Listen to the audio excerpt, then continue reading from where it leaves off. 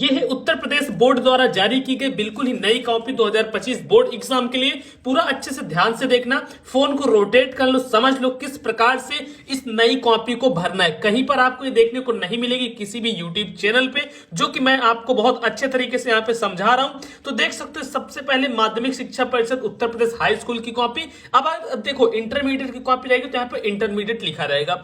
उसके बाद परीक्षार्थी उत्तर पुस्तिका के किसी विभाग में अपना नाम आपको कहीं भी नहीं लिखना है। अब देखो सबसे पहले अनुक्रमांक अंकों में है, तो जो भी आपका अनुक्रमांक रहेगा, मान लो मैं एग्जांपल के तौर पे 1 2 4 8 5 7 3 2 1, एग्जांपल 2 2 4 2 6 2 8 1 9 1 10, ठीक है, 10 अंक का रूल नंबर भरा।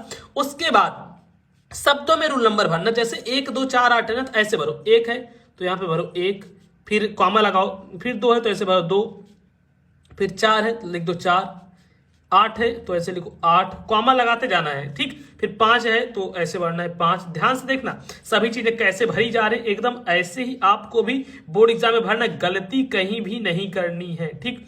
3 भरे, फिर 2, अच्छा देखो यहाँ पे 2 और 1 और फिर लास्ट में 2, इस प्रकार से भर दिए। और इतना करने के बाद विषय, विषय जैसे हम हिंदी डाल देते हैं, हिंदी सब्जेक्ट, ठीक है, हिंदी।